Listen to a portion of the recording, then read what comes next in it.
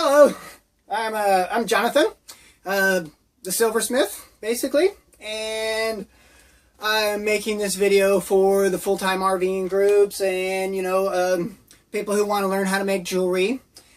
And today I'm shipping, actually I'm kind of excited. I just made, I don't know, something like, looks like about 80 pieces of jewelry here that I just finished. I usually ship, about 125 100 pieces a week in there. This order is going to Hawaii. So I make jewelry it ships all over the place, depending. I mostly do like high quality silver. I got some hook bracelets for Hawaii.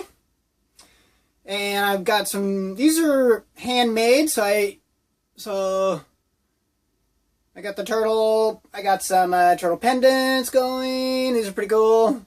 It's the little guy, the Hanu turtle. And I got the same turtle. I made some post earrings. Yeah, those are pretty fun. I guess I got some turtle rings going to Hawaii today. And, I got the large pendant too. The large pendant's going, the Hanu turtle. And the hibiscus. That's always fun. And I'm sending a couple of my designs, which is the seahorse, very tropical, and my octopus is going. Hello. Okay.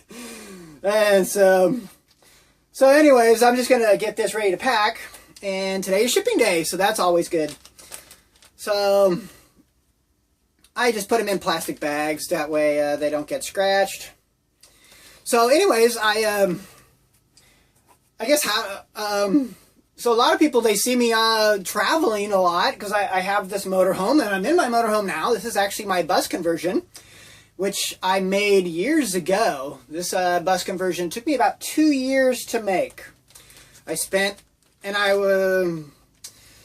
about a year on the outside, on the metal work, moving accessories around, fixing the engine, the generator and stuff like that, and then plumbing, the water tanks, sewer tanks, all that stuff had to go in. I pretty much did the whole thing by myself because that's how I am. I mean, I used to own an auto shop when I was like 21.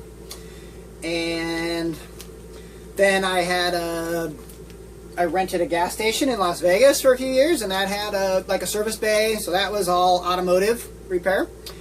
And then a friend of mine from high school called me, and he was just starting a solid surface kitchen countertop business, so I jumped into that, and so I was doing kitchen countertops for a few years, and that was really fun because it's kind of like working with wood but plastics because it's a solid surface.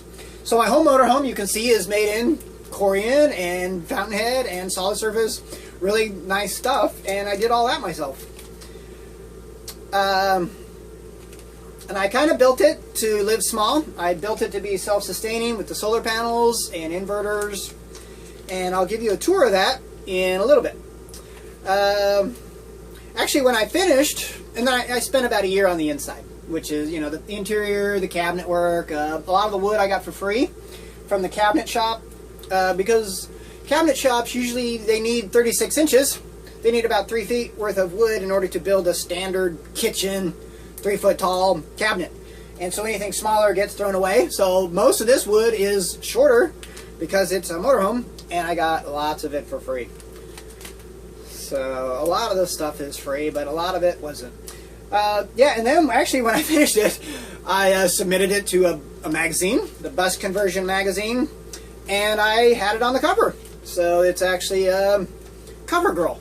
Here, I'll show you. Hold on. Alright, so, yeah. So, Bus Conversion Magazine, 2009. So, it's been a while. So, it was on there it is, the centerfold. Right in the middle. And I wrote an article for it called In Transit because it's a city bus.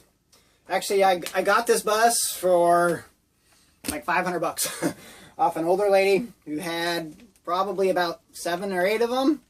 that she bought from the city. So this is a San Diego city bus. And it's pretty fun traveling because I'm a jewelry artist. And when I pull into RV parks and they look at my my bus conversion, they don't even know what it is. They're like, hey, is that a Monaco, or is that a Holiday Rambler, or a Tiffin? I mean, who makes that thing? And I just laugh because yeah, it doesn't even look like a real motorhome. I mean, like a school bus or anything, because I spent so much time to make sure that it actually did look nice, traditional, but with the fun flair of being a conversion. So yeah, I put them all in bags so they don't get hit. All right. So a lot of people ask me, you know, how do you make a living traveling? Sometimes I travel, sometimes I just sit and make jewelry from my motorhome without really traveling. Sometimes traveling too much, it wears me down because I have to move all the time. So a lot of times, like right now, I'm actually in an artist park and I've been here for months. So, and I like it in an artist park because I got people in here that are glass blowers and mostly painters and artists, tattoo artists, that kind of thing. So I get asked, you know, how do you travel and make a living? And obviously I make jewelry. There's other ways of making jewelry, or making money, which is, I mean, most people who travel do like website designs. They do blogging. They'll do, you know, app developments, or they'll do work camping, where they'll travel to a national park and maybe they'll work the concession stands or the gift shops. Or they'll work in an RV park as the camp hosts and that kind of thing. So people, there's other ways of doing it. I just happen to make jewelry. I used to have a large factory. I guess when I was doing the solid surface, my younger brother called me one day and he says, "Hey," and he was working for a jewelry factory, and he says, "Hey, do you want to go in and buy a jewelry factory and go into the jewelry business?" And I'm like, "No, not really. I'm kind of happy, you know, being in my little hometown and doing the kitchen countertops and working on cars." And he says, "Well, we're going to move to the Virgin Islands. You want to come with us?" And I'm like, "Oh, well, that kind of changes everything."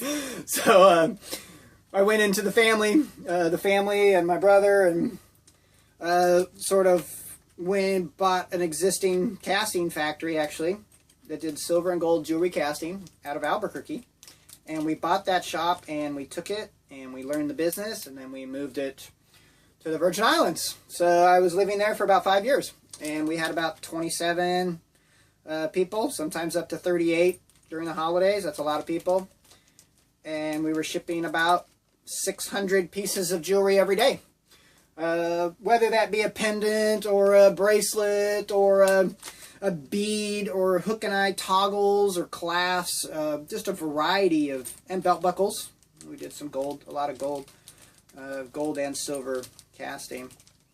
I also made a trailer out of my old camping trailer, because once I finished the motorhome, I had my old Holiday Rambler 27-foot long camping trailer that I didn't need anymore because I had my motorhome, and I converted that into my jewelry shop. So I cut it down to about 11 feet and completely redid the outside and made it into a little tiny jewelry studio that I tow behind my motorhome when I travel. So that allows me to go to craft shows and sell, which I typically don't do because I am mostly wholesale. So typically I don't have to do the craft shows, but I like it because it's fun, and I have made a living off of extensively just doing craft shows at one time, but now I pretty much do the wholesale and my little website. So I got my so yeah, I'll show you my trailer conversion and I'll have to show you my new paint job that I just did, that I did recently. Yeah. So I gotta get this stuff in the mail, and these are the big medium pendants. So So usually when I travel slow. I usually stay in one spot for quite a while, maybe even up to 3 weeks. Or actually, I've actually been at this artist resort for months because it was winter and I just felt like taking a travel break and resting. So, which sometimes I do. And you know, if you travel, like, there's a lot of people that travel every day, you know, or they'll stay a couple days and then travel. That for me is too fast of a moving around. I don't get to see a whole lot. So I slow down and I take my time because I got to get my work done too. But so I get my work done and then I'll do some travel and see the sights and things like that. And right now I'm in Tampa, which is my home. Technically my home away. I got family that lives close to here. And so let me put my octopus. Here's my octopus again. Yeah. So he's pretty cool. And a lot of these, like these designs, were hand carved in wax. These are my designs, and that I sell. And then some of them are my customers. Even my brother does some design work on these. And bags. And so I guess. So you can design jewelry different ways. Some of them are hand carved in carving wax, traditional, which is how I like to do it. And my brother likes to do jewelry CAD on the computer. And you can do it traditional silversmithing technique where you take sheet and wire and do designs that way. So rings I like to size, make sure they're all, you know, I got different sizes here, size 5. 6, there's a 7, so I bag them all the same, 5. Yeah. Well, let me bag all these, and then I'll give you a tour. All right?